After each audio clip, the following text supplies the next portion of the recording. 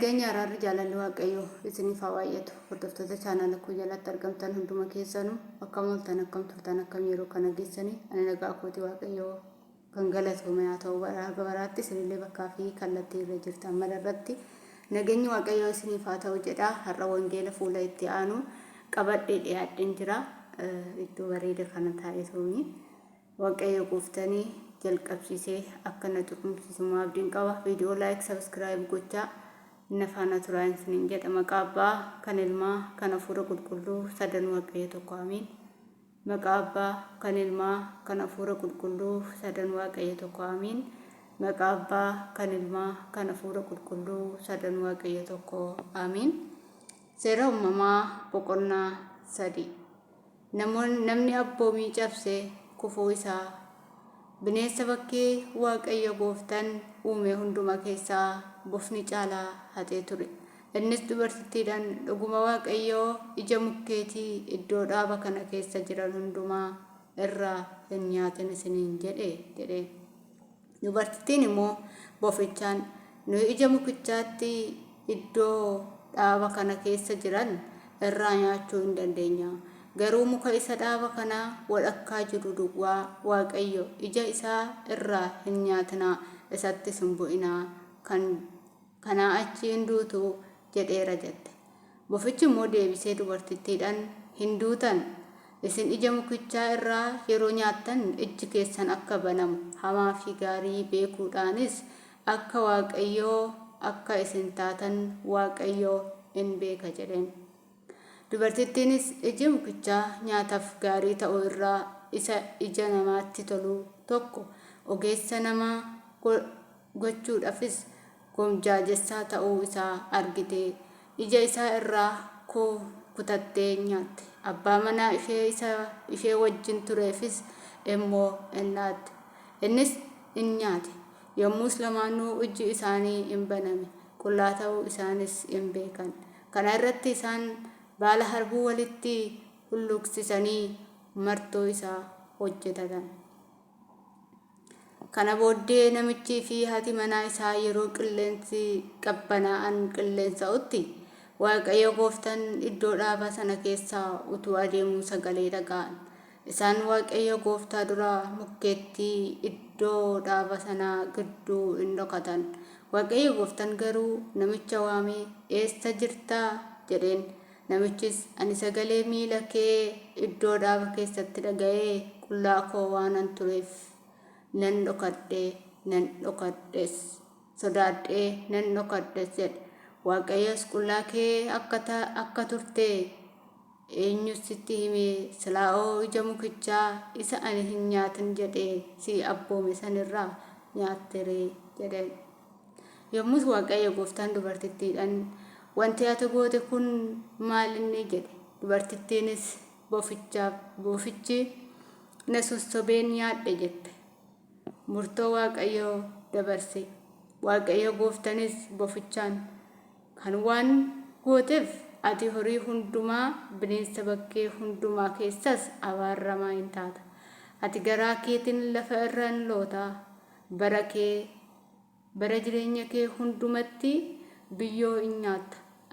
Anis fi dubartittii gidduutti sanyii ishee fi sanyii kee gidduuttis diinummaa nan buusa. Inni mataa kee hin buruqsa. Ati koomee isaa hin idditaa jedhe. Dubartittiidhaan immoo yeroo ati ulfooftutti ani rakkina kee guddaa nan baay'isa. Ciniinsuudhaanis mucaa hin deessa. Kana keessaa immoo abbaan manaa kee hin hawwita. Innis aboosii irratti hin qabaata jedhe.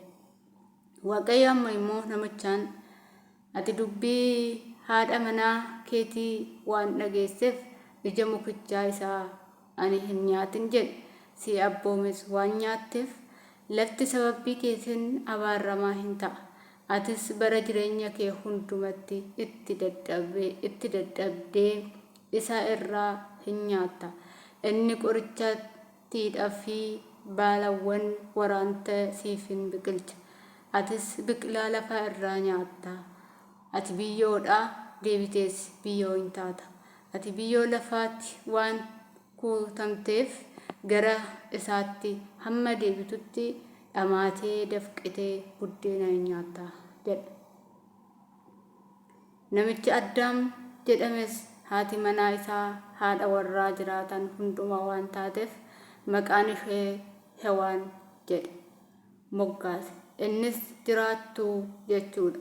Waaqayyo Gooftaan Addaamii fi haadha manaa isaatiif uffata gogaa irraa hojjete isatti uffise.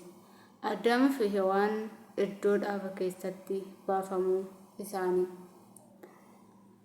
Ergasii Waaqayyo Gooftaan kunoo namni hamaa fi gaarii beekuu isatti nu keessaa akka isa tokko ta'eera. Ammas harka isaa hiixattee ija muka jireenyaa immoo fudhattee nyaachuun bara baraanis jiraachuun isaaf hin ta'u jedhe. Kanaafis Waaqayyo Gooftaan nama iddoo dhaaba Eden sana keessaa gad baasee namichis lafa isaa ofii isaatii biyyoo isaa irraa kuufatee sana akka qotu in godhe. Waaqayyo nama gadi oofee karaa isaa gara muka jireenyaa kennuttis geessu sanas in eegsise. Isa eegsisuudhaaf bukkee iddoo dhaaba Eden gara baha biiftuutti kirubeelii fi billaa akka ibiddaa boba'u isa gara hundumatti nanaanna'u in dhaabe. Fuula itti aanu seera uumamaa boqonnaa 4. Jireenya ijoollee Addaam warra jalqabaa. Addaam Hewaan haadha manaa isaa bira ga'e. Isheenis ulfooftee ilma Qaayeen jedhamu deesse. Ani gargaarsa Waaqayyootiin nama tokko godhadheera jettee itti dabaltees obboleessa isaa Abeelin deesse. Abeel tiksituu hoolaa ta'e, Qaayeen garuu qottuu ta'e.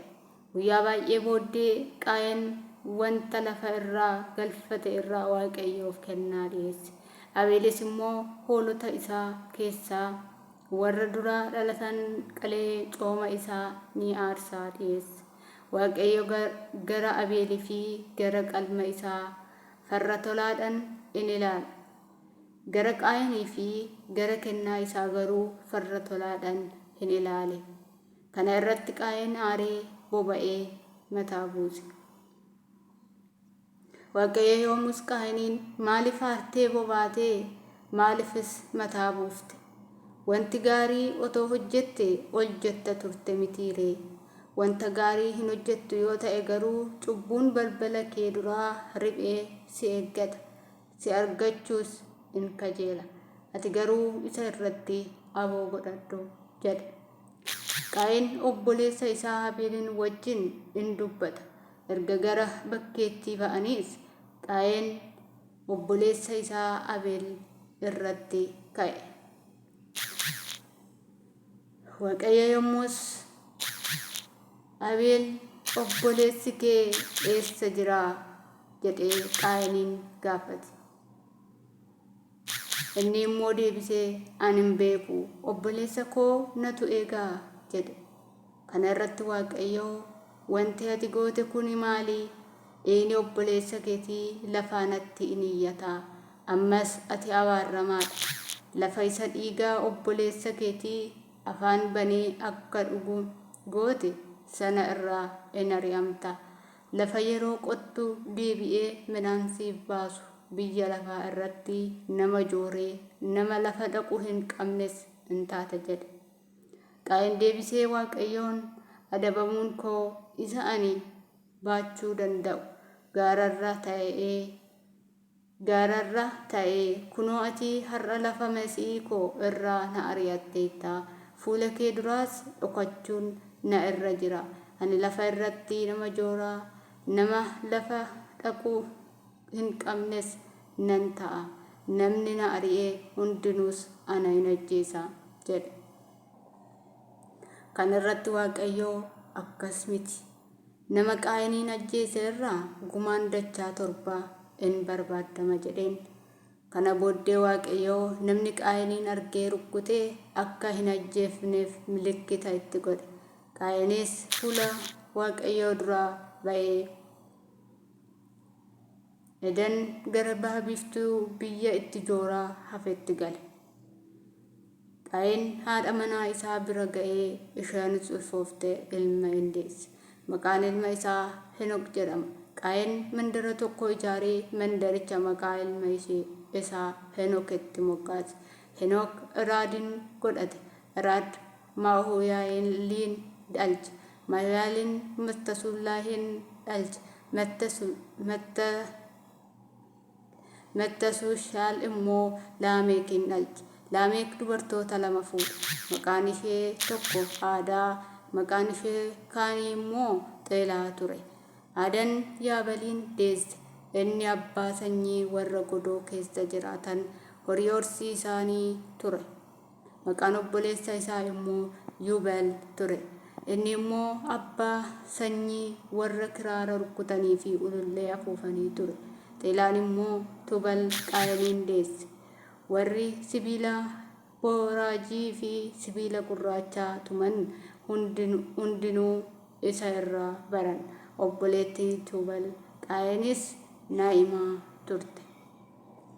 Laamek yommuu dubartoota isaatiin yaa aadaa yaa xilaa sagalee koo dhaga'aa. Yaa dubartoota Laamek waan ani jedhu dhaggeeffadhaa. Namni yoo na madeesse dargaggeessi yoo na dirmammeesses ani isa nan ajjeesaa.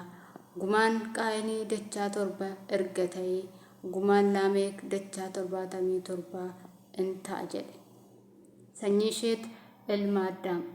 Addaam ammas haadha manaa isaa bira ga'e. Isheenis ilma deesse maqaa isaas Sheet jettee moggaafte.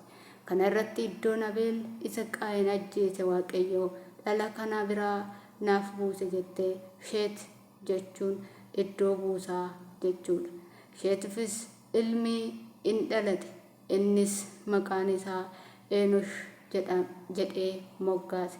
Bara sana namoonni Waaqayyoo maqaadhaan waammachuu jalqaban. Ameen. Kakaasee kan na xumursiisee galanni Waaqayyoo bara baraan ol kan jedhanuuf haa ta'u. Viidiyoo itti aanuun hanga walitti deebinutti turtii gaarii isiniif haa ta'u.